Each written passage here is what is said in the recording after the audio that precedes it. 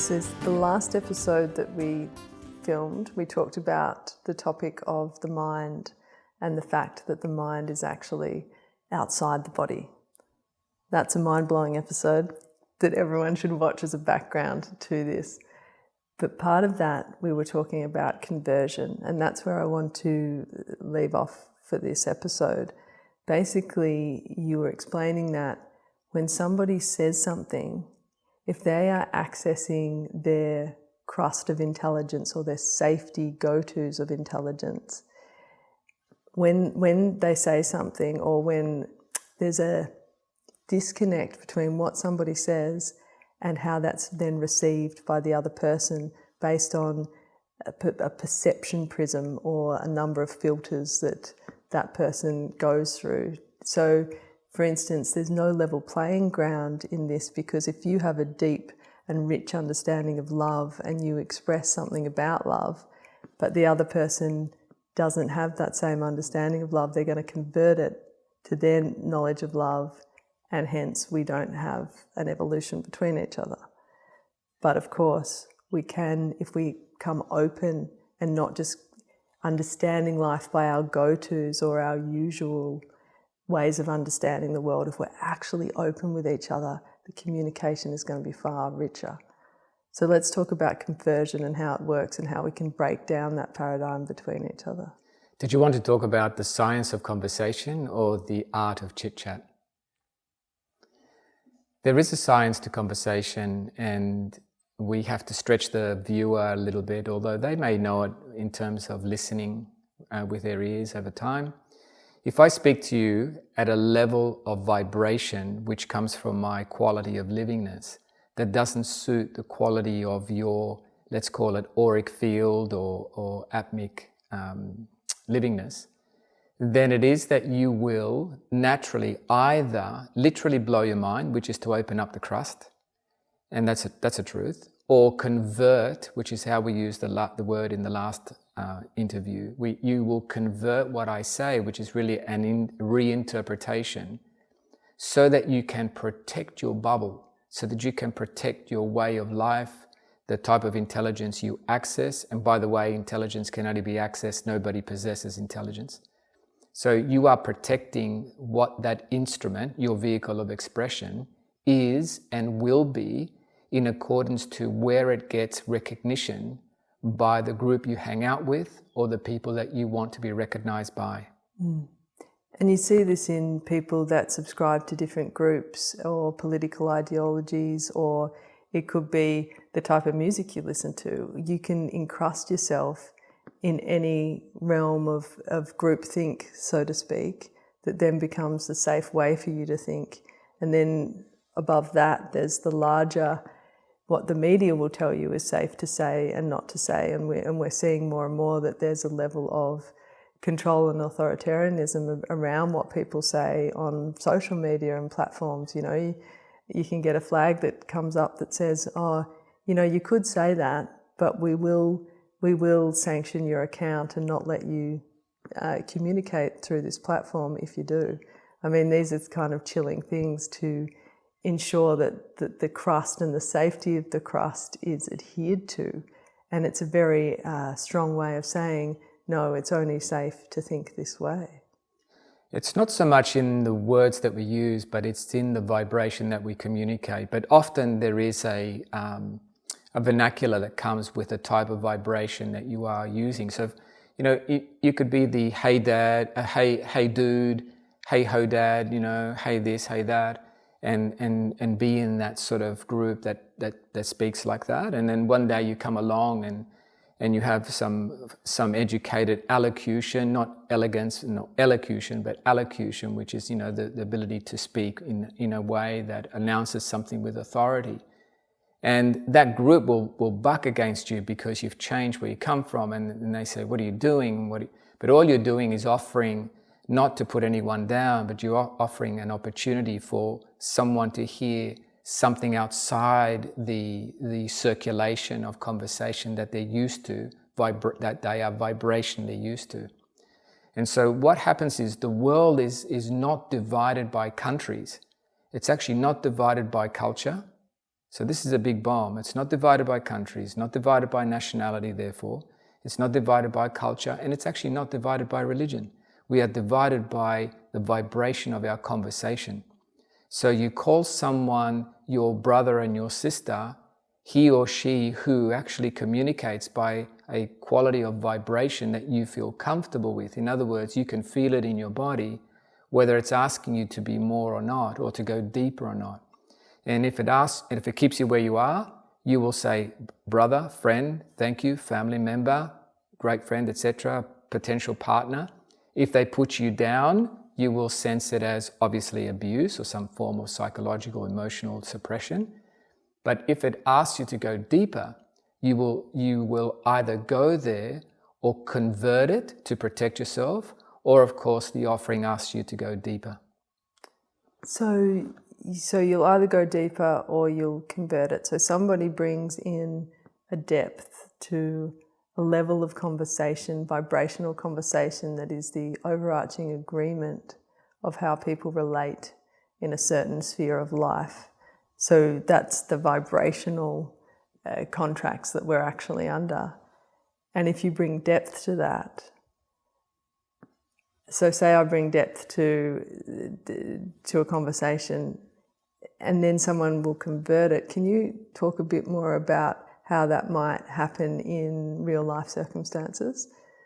So say my friends are all academics and I come in and I say, I really felt something, like I can't explain it, but I could feel this about a person and that, it's informing my intelligence based on a feeling.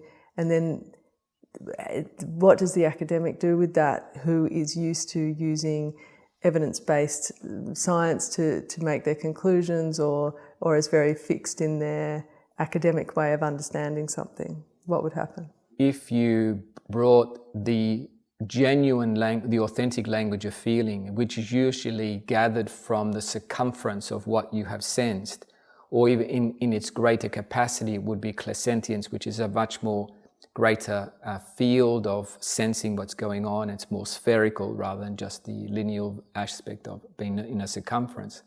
So either a circle or a sphere, in other words. They would either align to the offering, which is the vibration, and then use their understanding of knowledge and accessible intelligence to agree or add to what you've contributed. But if there is a rejection to what you've offered because you are bringing in the factor of circumference intelligence or spherical intelligence, they will convert it to a lineal way of understanding life. In other words, from A to B, and sometimes it's a to and fro from A to B and B to A. And so they do that. It's not something that they do so consciously, but their spirit within will do that to protect the level of initiation, evolution, or vibrational quality that keeps them in that area whereby they can produce that vibration and be accepted safely by the entourage that they seek recognition from. Okay, that makes sense. So to flesh it out a bit more, to say I said, I've got a feeling sense about something, and I present how I came to a certain conclusion based on clairsentient feeling. Now, a person that's in religious studies in academia might go, oh, that's like the way that pagans used to think, or something like that. So they're using their knowledge to box it into an understanding, but it just puts it in its place in terms of a historical understanding of what I'm doing now, but it doesn't actually receive the intelligence of the way I'm accessing something in that moment. Or they could go, oh, that's interesting, that is like the ancient Egyptians used to do or the pagans used to do, and then say, oh, this actually opens up our scope of asking what is intelligence, and is the intelligence we know it to be today, which is a lot of times based on recall, is this really a form of intelligence, or is there something more ancient that we are missing because we're not looking at it in this way? That's kind of two examples of how you would either be open to the offering or just use it to put it in its post-cause box and say, oh yeah, that's a bit like that, but not actually receive the transmission. Would that be a good example? It is a good example, and a box is made up of lines. It's not really open space.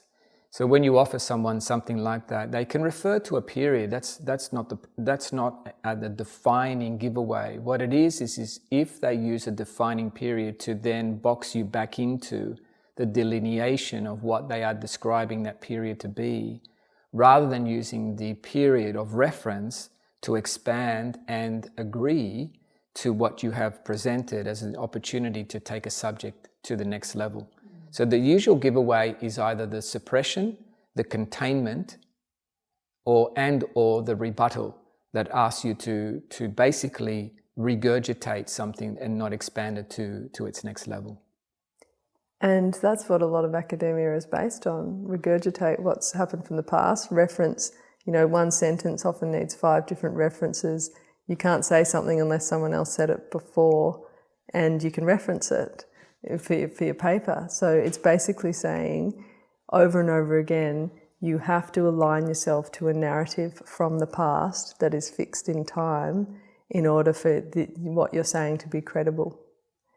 That's very confining. To live under that structure of intelligence is actually very, very constraining of the amount of expansion we can go to. We can give an example, but I want to clarify, I don't have any experience in academia. You've been to university, I don't. But what I can say is that after so many years of having universities and so many PhDs and masters and theses and degrees and everything in the world, and we're in a mess, something's not right. So as a layman from the outside, I don't have any critique. I have observation though and experience. And if we are in the most rates of depression and suicide, something is very wrong with the way in which we are being educated from the start to the very highest so-called forms, in inverted commas, of education. Because if we can't, at this stage, after 12,000 years of going around the sun, either we came from Adam and Eve, or we stood upright after we dragged our knuckles along the ground.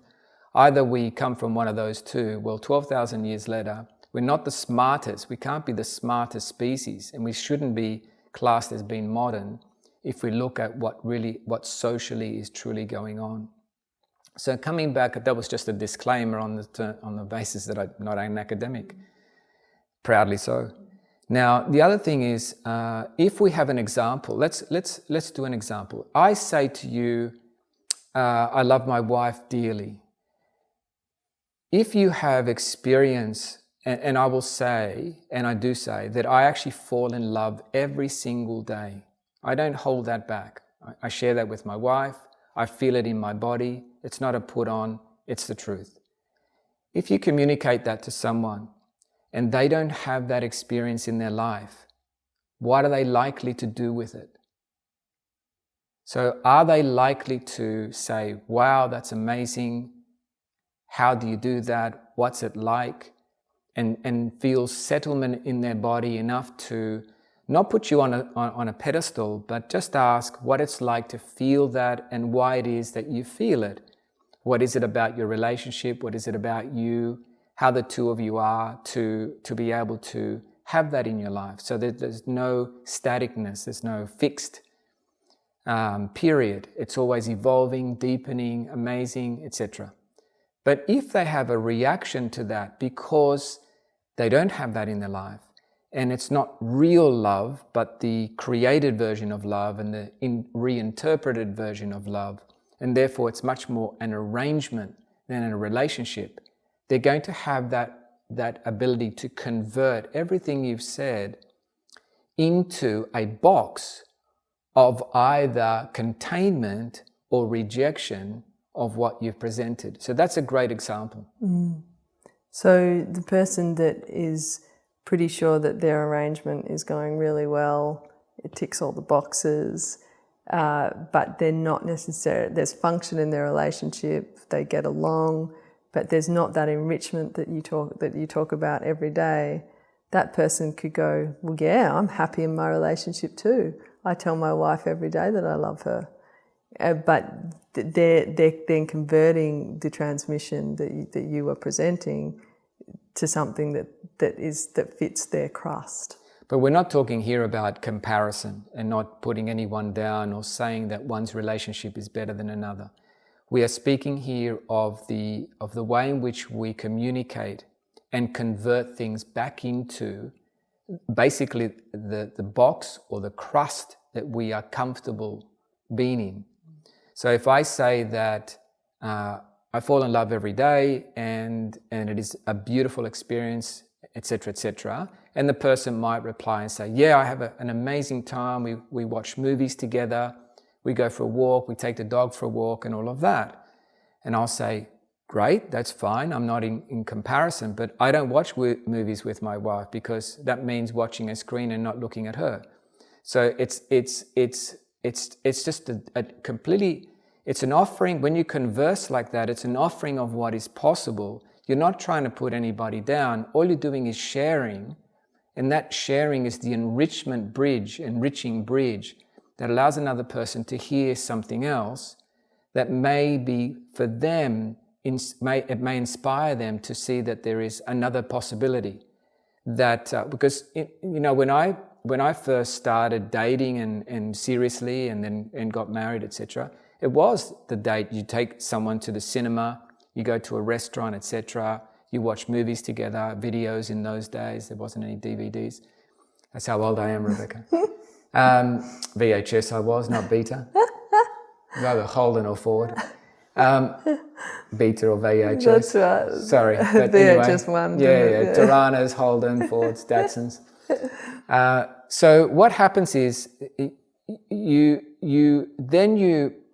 go into a depth of understanding, not a comparison, where your vibration accepts a different form of engagement that is asking you to be much more intimate and transparent in conversation, not in the bedroom. So there's more transparency and intimacy in the quality of conversation and in the way that you can look and engage another person, as opposed to, if you ask me today to go to a cinema, I'd rather go alone than take my wife, because what's the point of having someone I love next to me and not being able to engage and look at them? Sure, we can probably, as I used to do, leave the cinema and talk about the movie and get engaged in that. But what I'm doing is I'm being forced to talk about the movie with my wife. What has that got to do with my wife? What has that got to do with love? I'm being forced to go into a conversation that has given me the topic. So it's owning the vibrational quality of my conversation thereafter, post-movie, whether you go to McDonald's or Pizza Hut or wherever it was when I was growing up, across the road from George Street. So we have that, but if you have the engagement of one-on-one and you're looking at a person and you're completely transparent and intimate, what you're asking that person in that moment, and I recently posted this somewhere on a thread, is that you're asking that person to know everything about you, because you are in conversation about yourself in every single way, even though you're not talking about yourself. You're letting the person feel everything about you. So there's nothing that is being contained or restrained, hidden or disguised. Do you get it? Yeah. So I'm not being fed the topic that I can hide my intelligence in by applying regurgitation. And so the idea of conversation should always be to enrich each other by showing the capability or the capacity we have for intimacy and transparency. And everybody knows that when somebody goes to conversation that's safe, that they feel like they're not getting the person. You know, it used to be growing up with my dad, like, you know, over a few beers, we'd talk about computers or the football. And I wanted the connection with my dad, and thanks to universal medicine, I have a very rich relationship with my father now, which would not have been possible through all those prisms that existed between us. But at that time, I just wanted some form of connection, but all I got was regurgitation around what the latest technology was in computers or what happened in the football. And it leaves us feeling so lonely from each other, that kind of crust to crust conversation. so to speak.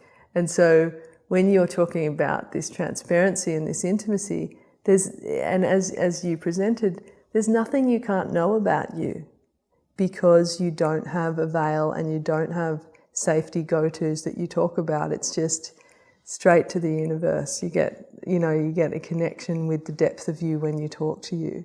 And that is going to challenge people, because even watching this program itself is going to challenge the crust. Either you can let yourself be open to hearing the intimacy and feeling what's on offer, or you will box it and say, I love this one. They say they've got some terminology for it, that it's just gobbledygook or something that nobody could understand.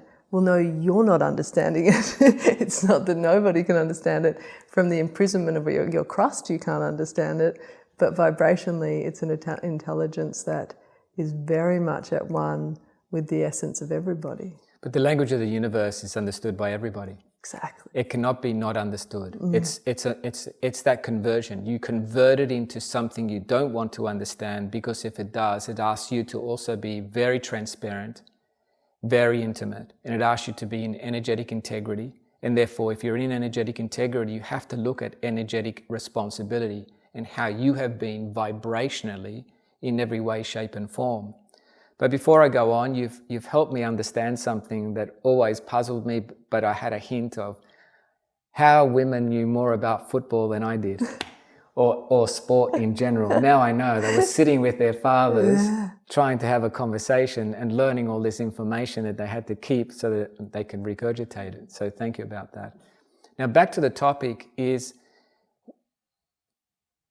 there is the person who finds it difficult to accept the level of intimacy and transparency. And they will then say, oh no, that's a bunch of blah, blah, blah, weirdo talk, esoteric talk, or whatever it is. The esoteric is a word that means innermost. How could that be weird when everyone has their own innermost?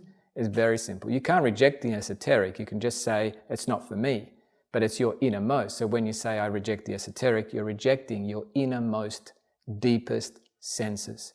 In other words, all 5 senses working with your clairsentience and your ability to feel, which is the sixth sense, what we call the sixth sense, your clairsentience. And so what happens is, when they sense, because you can't ignore vibration, so when the vibration is sensed, they can go into that repudiation, which is the massive dose of rejection of what is being presented for them to also be a part of. I don't convert anyone, I've never have, I don't try, I hardly talk about what I do outside of the paying client. So if somebody comes into my workshop, they've paid their money, I present, they've done their research, so I'm going to present it. If they don't like it, they can get their money back. But I'm not going to hold back, because I have my right to present after advertising the workshop. It's got a title, it's got a description, so I go on stage and deliver it. But outside of that, in normal conversation, I am what I am, and I present my livingness. And so it's a quality of vibration that I share with everybody. But it's not the same as I present on stage, because that's not what somebody has asked to hear. But I cannot be divorced from what I present, because on stage is not an act.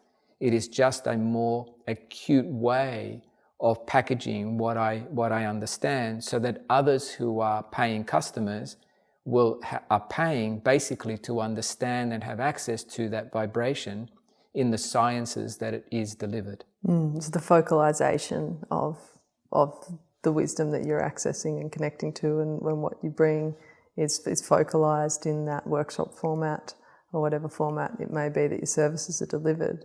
But you're not the guy that goes down to the grocery store and starts espousing your esoteric wisdom to all and sundry who will listen to it. It doesn't work like that. That's why there's no converting. There's no door knocking. Like even the people that get inspired by your workshops, there's never been any directive for them to bring other people along or go knock on doors or do anything of the sort, because that's not the communication of vibration. And people make their own decisions. They make their own decisions based on vibration, which was what the bomb you landed before, which is huge. We are not delineated by national lines, by all of those temporal on the culture, surface, religion, culture, etc., religion, classes even. Classes, it appears that way, but that's post-cause. Because vibrationally we make our alignments, it's almost like a magnetizing of saying, this is the vibration I feel safe in, this is the vibration I feel safe in, or this, you know, like, so we are arranging ourselves based on vibration. And what I've seen lately, especially in the States, which is it's a great kind of world theatre, if you like, of things happening, is that people are starting to throw out the delineations based on race and saying, no, don't vibrationally tell me I'm this, when just because I've got dark skin or I've got white skin, this is who I am vibrationally, and I'll align to a white person or I'll align to a black person based on the truth that they're speaking, not on the colour of their skin. That's very powerful, because that's saying, no, we're going to throw out the narratives that we are seeing with our eyes of what makes class this and that, and let's start developing a one unified truth based on vibration of what we are going to say yes and no to. It's quite an extraordinary time. Look, if you grow up with a, inverted commas, a black mum and, say, a Jewish father, for you, they're mum and dad. It's not until the world tells you that you are in a mixed racial, cultural and religious situation. So that's where you see that the control of narrative is making us, is adding to the division, because for you it's mum and for you it's dad. That's your norm. That's your eyes are used to seeing the skin color of your mum, the skin color of your father, and for you the word mum means the caring nature, if she was very caring, and the caring nature of the father when you say dad. And that's all that we need to do. We need to just simply have our living way feed the way we speak. But when you come in with structures and constructs, then you're adding a narrative to something that has truth in its living way, but now you're adding another flavor to it and converting it, which is reinterpretation, into something that you should not be accepting. You should not be accepting that your father is Jewish and your mother is black. Well, why not? They're my mum and dad. I don't know anything else. And so that's how narrative is one of the greatest weapons, and it's the enemy of oneness. It's the enemy of brotherhood and sisterhood. It is a weapon far worse than the nuclear weapon, because the nuclear weapon can be released or not and used as a threat, but this is circulating and has been circulating around the world for a long, long time. And when you hear it, you hear the safety of what is vibrationally secure to be in and not secure to be in. So when I grew up in the beach scene, for example, you had to talk a certain way. And if you talk a certain way, everybody remains sort of calm around you. They don't flinch and they don't look any different or they don't look at you any different because you're speaking the language. You slang girls, you talk rough with the guys. There's no caring. There's no real intimacy. Everything is about being tough and disassociated. And you've got all these slogans that you rely on, idioms, etc. But if you brought into that environment the caring nature and the intimacy that we have innately as a man or as a woman, you will see that the group is immediately split into those who feel safe to receive what you're communicating, and those who will simply say you're a nutso, you're an idiot, or the usual slang words that they used back then. Mm. And it's quite interesting what that reveals in any one group. It's those that will say yes to what's on offer and those that will attack it. And it's kind of one or the other, isn't it, in terms of that. So there's actually a real potency where there's the opening to bring that truth to bring that evolution to people, where you can sense that it is being called for. And there's probably going to be some upheaval, as your life is testament to, when that happens.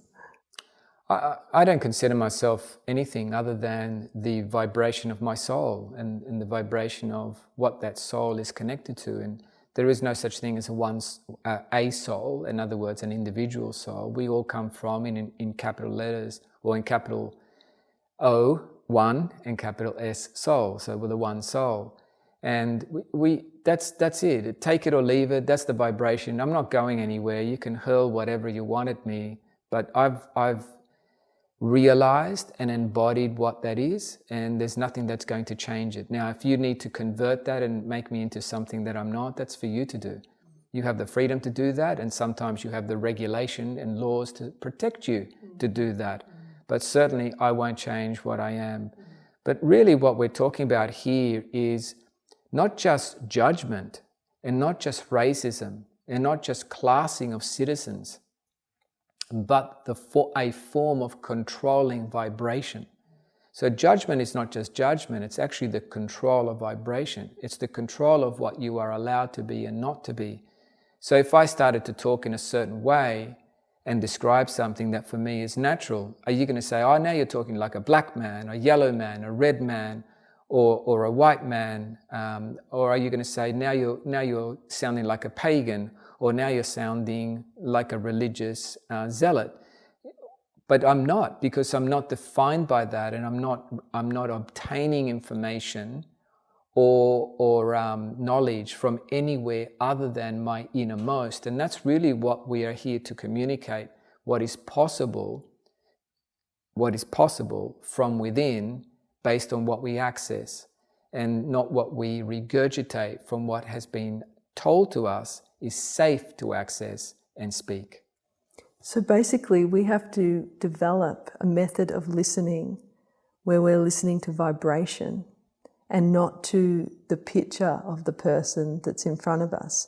Because if somebody is accessing their soul and they're speaking, they are speaking from a universal vibration, and we should prick up our ears and say, this is something worth aligning to, regardless of the narrative that might be painted over that person based on the circulated energy, the constantly circulated energy that tries to box people.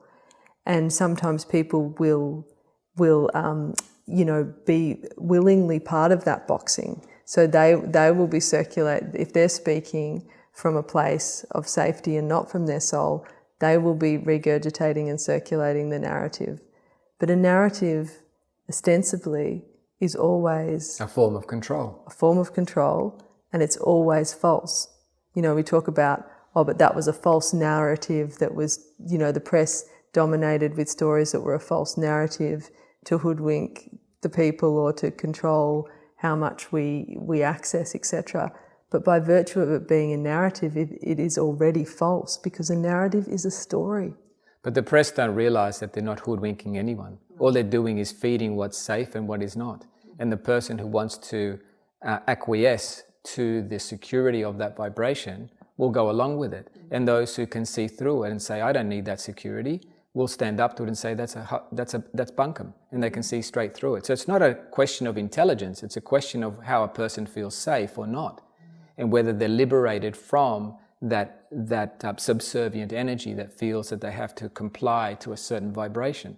So this lifts the game to another level, because we have to understand that really, in truth, because everything is energy, we are talking about the science of vibration and the integrity of the fact that because we are more water than anything else, and we are space even more than water.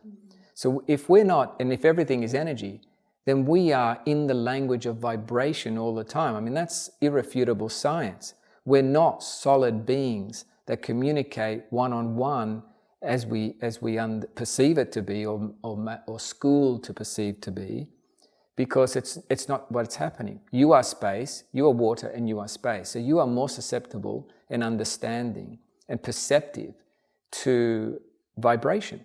So if I'm speaking in a level of vibration that makes you feel greater, because that's what universal language is all about, a constant expansioning and deepening of everything that we truly are. It is all never competing, never comparing, no envy, no jealousy, always enriching. So you open your mouth to enrich another. That's what you're there to do, or to confirm them, which is the same form of enrichment. So if you understand that and you receive that, you then have to use your radar or your vibrational understanding of what was presented to fit into where you will need to take that vibration you have agreed to or heard back to the general group that you hang out with, or those you seek recognition from. So if you made me to be more loving, let's say if we had a conversation and I walk away and I went, wow, Rebecca and her husband Simon are living in a way that's inspiring to me, and I want to be much more loving like they are, but somewhere in me I register that my wife won't go there, or my family won't go there, or something like that, then what I will do is I will reinterpret what you've shared with me and take it back as a possibility to my partner or to my family. But in truth, I'm no longer bringing the vibration. I'm bringing words that have converted what you said into the language that may repeat them, absent of the vibration that you delivered. Ouch, ouch. Because then it's like you've fashioned something that was divine into a clay plaything that you're going to try to take back into your family to test it. But you're not testing it. You're not, because you didn't put 2 feet in, you didn't boots and all take that vibration to market, so to speak, because of that, fear of it not being received, or you tempering it. As soon as you start to temper it, you're not bringing the thing that you were originally inspired by and felt. And that's where a lot of reinterpretation comes into play, and a lot of misunderstanding about what the original transmission is, because in that reinterpretation, you now have a bastardization, which is out there in the world, which is apparently reflecting somebody's livingness, but it's not. Correct. So let me give you an example. I've never held back in saying that when I used the word love before March 26, 1999, I was using what I defined as what brought me recognition, comfort, and the permission to retreat. So I loved anyone who gave me the space to retreat when I wanted to. The wasn't space, on your back. it wasn't on my back, or went along with my ideals and beliefs back then, or my interests, my hobbies, etc. So I love that person. Why? Because they agree with you. The way I use love today is completely different. So for 21 years, I've been using a different way of speaking. Now, before that, I didn't know any different, and that's fine. But for 21 years, I've used the word truth to be different, joy, stillness, harmony, love, and just about in every way that I speak. So if I use the word relationship, if I use the word love, if I use the word family, if I use the word integrity, if I use the word responsibility, if I use the word purpose, all that is completely different to how it was before 1999. So if somebody comes along and quotes my work out of my books, or an audio, or something that they've seen or have they been present in, what will they do with that? Are they listening to the vibration and the quality I'm presenting? Or are they converting it into, as I would have converted it back before 1999, if I even heard myself? So if I was hearing myself today in this video, and I was the Serge back in, say, 1990, I would have said, yeah, I love like that guy. Yeah, I'm intimate like that guy. Yeah, go man. Yeah, I'm intimate. I take my son surfing. I spend time with them. Obviously, it's a complete conversion, not comparison, but just a complete conversion. Because what I really heard in that video was, I'm not being intimate. I'm not being totally with my sons. I've actually taught them to surf so they could spend time with me. So in a way, it's actually saying, I want to go surfing and I want to spend the time with my family, so I'll make sure that all my family surfs, which we did eventually, and got my wife into surfing and everyone into surfing, so that they could go near the shore and surf while I went out the back and took my board. So really it was a form of controlling the situation rather than being truly intimate and saying, hey guys, what is it how do we want to spend our moments as a family? Our family used to call that a bowling ball present. It was when Homer gave Marge a bowling ball for her birthday so that they could go bowling together. She had no interest in bowling whatsoever. Yeah, that's exactly right. Yeah, so we can understand that what happens is that in that conversion we are minimalizing, yeah? So it's a reductionism of what is on offer so that we can keep the status quo. But the status quo is not actually our truth. We don't actually protect our truth. We're actually protecting what others will say about us. And so when you're liberated from that, you are open to the intimacy of the universe because you're going to get attacked. It's expected because you're basically rattling the cage of the crust. You're offering the crust to be not a crust. You're asking the mind to be blown so that nobody is encapsulated into the regurgitation and the lineal form of intelligence. Amazing. Thank you.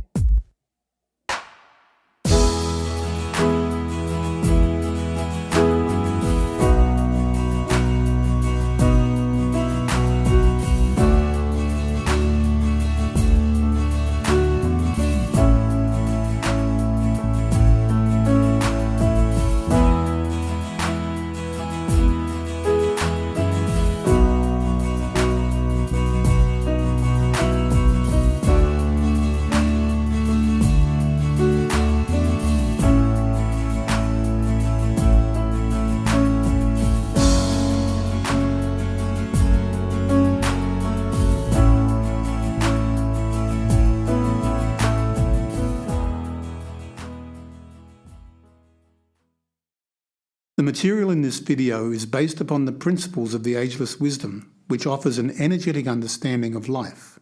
Any references to science are references to energetic science, as presented by the Ageless Wisdom, and not to evidence-based science in mankind's current era. Any references to specific aspects of medicine are to illustrate the relevance of energetic wisdom, as presented by the Ageless Wisdom, in the interplay of bodily illness and disease, rather than contradicting the current theories of disease causation or in any way to replace epidemiology. The principles conveyed in this video are philosophical and religious, and thus are not verified within the evidence-based rationales and critical appraisal process of evidence-based science, including Consort 2010, compliant double-blind randomised controlled trials.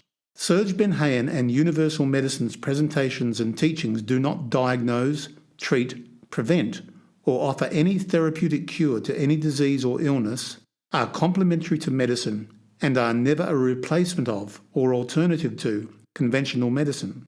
If you have any questions or concerns about the prevention, cause, diagnosis or treatment of any disease or illness, you should consult a registered medical practitioner.